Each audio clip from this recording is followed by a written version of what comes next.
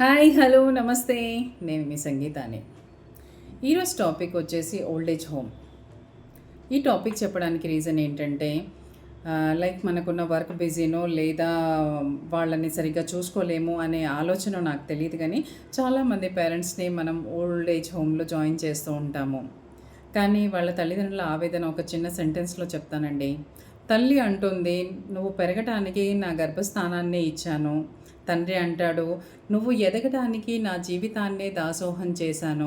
కానీ మేము ఉండడానికి నీ ఇంట ఓ చిన్న చీకటి గది కూడా లేదా అని. నిజమే కదా. చిన్నప్పుడు మనని స్కూల్లో డ్రాప్ చేసి వెళ్తూ ఉంటే మనమేదో దీనమొహం పెట్టేసి ఏడుస్తూ ఉంటాం కదా. అలాంటిది మనం వాళ్ళని ఓల్డ్ ఏజ్ హోముల్లో వదిలిపెట్టేసి వస్తుంటే వాళ్ళు ఎలా ఆలోచిస్తారో ఒక్కసారి ఆలోచించండి. ప్రాణం లేని సెల్ ఫోన్తో మనం రోజంతా గడిపేస్తూ ఉంటాము. ప్రాణం పోసి జీవితాన్ని ఇచ్చిన అమ్మా నాన్నలతో కనీసం మాట్లాడే సమయం లేని దౌర్భాగ్య స్థితిలో ఉన్నామా మనము? ఒక్కసారి ఆలోచించండి.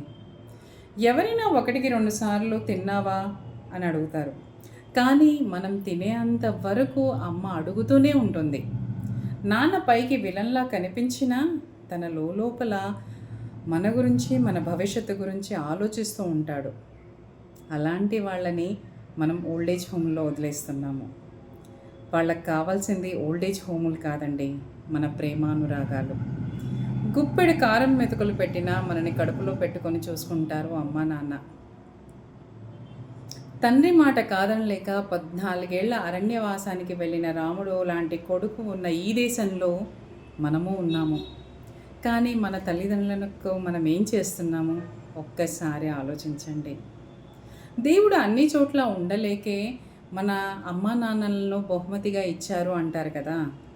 అలాంటి అమ్మా నాన్నలకు ఈరోజు మనం ఇస్తున్న బహుమతి ఓల్డ్ ఏజ్ హోమ్. ఏది కోల్పోయినా జీవితంలో పొందవచ్చు. లైక్ బిజినెస్ కోల్పోయినా, డబ్బులు కోల్పోయినా ఏదైనా తిరిగి తెచ్చుకోవచ్చండి.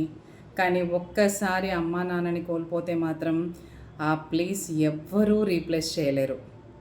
మీ అందరికీ చెప్పేంత గొప్పదాన్ని కాదు, కానీ చెప్పాలనిపించింది. నేను నా తల్లిదండ్రులను కోల్పోయాను కాబట్టి ఆ బాధ ఏంటో అనేది నాకు బాగా తెలుసు. Thank you.